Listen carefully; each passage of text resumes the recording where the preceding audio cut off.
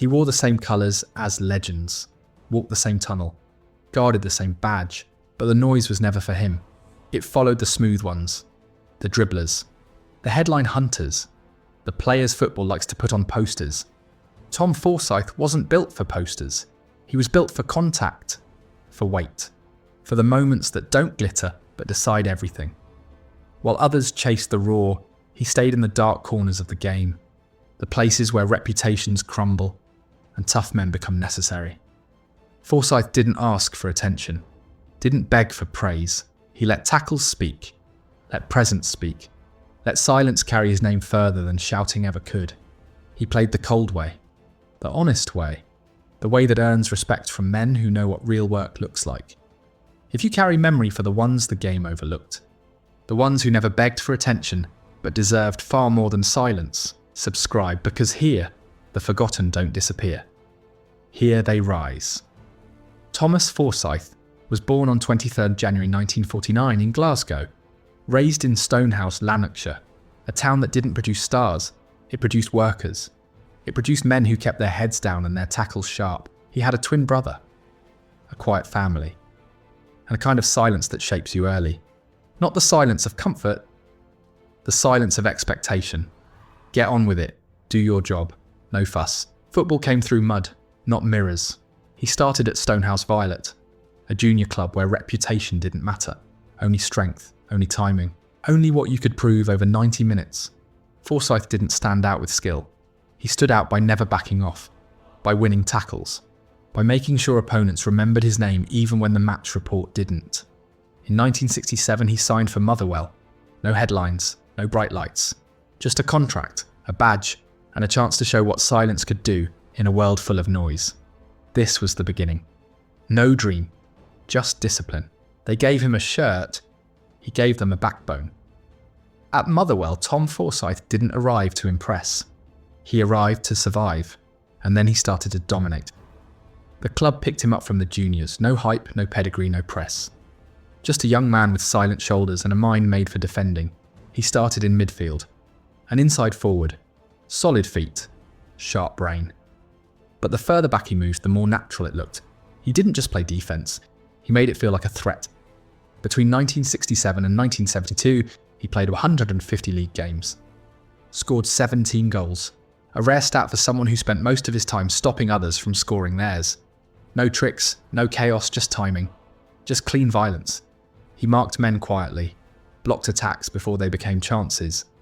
And every forward who tried to dance past him learned quickly. Forsyth doesn't chase. He waits, and then he takes. Motherwell gave him a platform. But it was Forsyth who turned it into a warning. By 1971, Scotland gave him his first cap. Still wearing the claret and amber, no Rangers badge, no silver yet. Just pure respect from the ones who knew what real defending looked like. Motherwell couldn't hold him. Not because they didn't want to, but because football doesn't keep players like him for long. The big clubs always notice, the big games always find them. And Forsyth was already becoming impossible to ignore. He joined in October 1972. No fanfare, no fireworks, just a quiet signature. A quiet move, and a quiet man walking into the biggest club in the country. The fee was around $40,000, but Forsyth wasn't bought for headlines. He was brought in to hold the line, to do what others wouldn't, and do it every single week. And that's exactly what he did. For the next 10 years, he stood in the Rangers' defence like a shadow that never left. Unmoved, unbothered, unbroken. 218 league appearances, 332 in all competitions.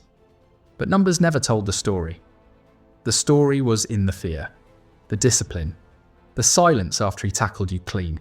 He didn't care who the opponent was. He didn't care what the crowd wanted. He marked danger, erased it, and walked away without a word.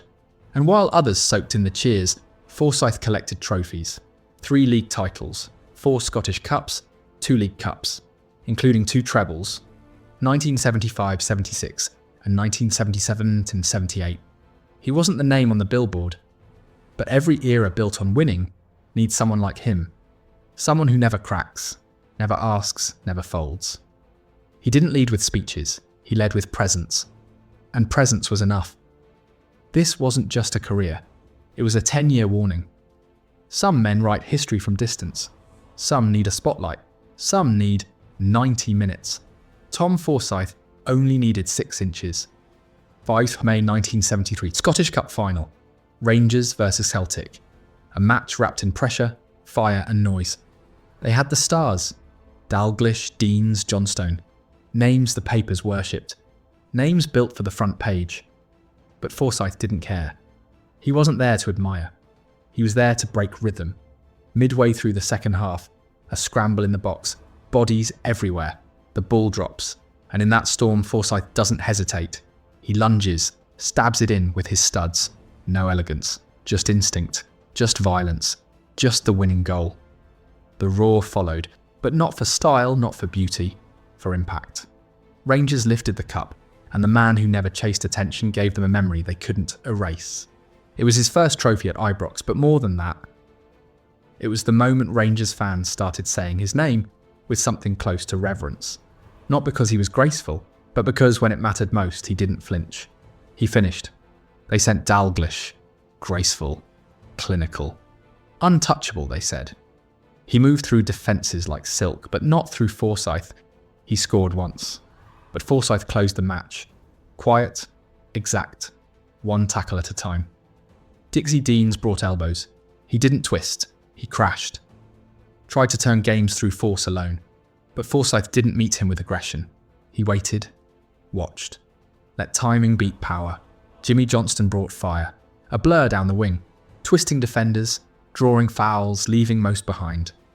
But Forsyth didn't bite, didn't chase the flicks.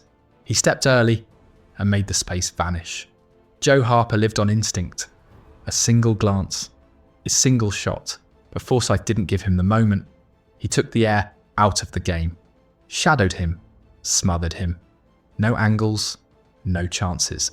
And then there was Stein. No boots, no tackles. But his ideas ran through the Celtic machine, a manager who moved pieces like weapons. But in that 1973 final, Forsyth found the one opening that the plan never covered. One step, one strike. After that, they called him Jaws. A reporter made it up. I didn't really like it, but it stuck. If I'd caught him, I'd have killed him. I suppose it came from the way I played, uncompromising. He didn't celebrate his stops, he just made sure no one forgot them. They handed him the Thistle badge. Not for glamour, not for headlines. They handed it because they needed someone who'd hold when the world tipped. He earned his first cap in 1971, wearing Motherwell's colours. No Rangers crown yet. Only a defender carving a name in stillness. 22 times he wore Scotland's jersey. 22 times he answered the call. No fragility, no panic. Just service.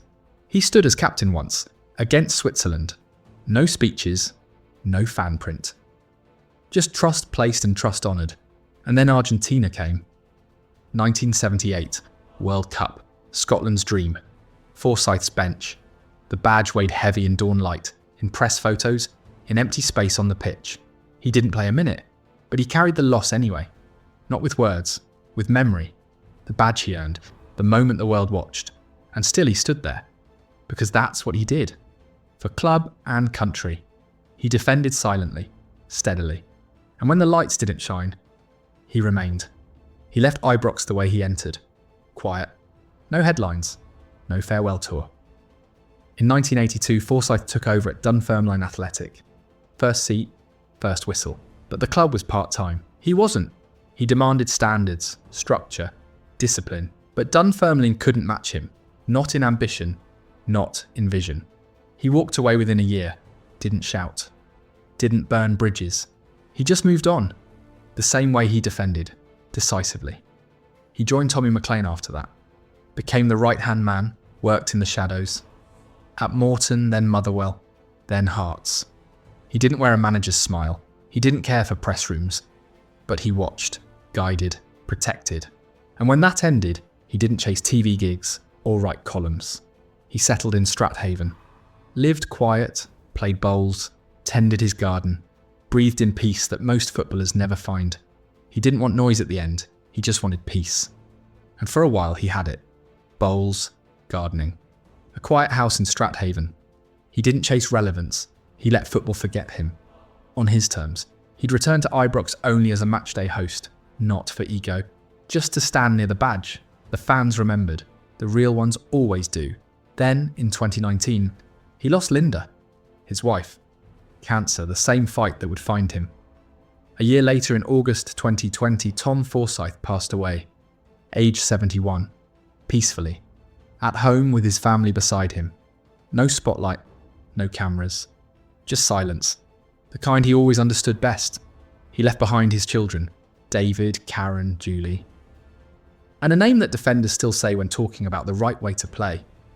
He didn't get the farewell he deserved, but he never needed one. His legacy isn't in statues, it's in scars, in clean sheets, in cold moments where the last thing a striker saw was Forsyth stepping in, without a word. Some players collect applause. He collected respect, the kind you don't cheer, the kind that stays. If you carry memory for men like that, the ones football used and forgot, but never broke, subscribe. Because here, the quiet ones don't vanish. Here their names stand,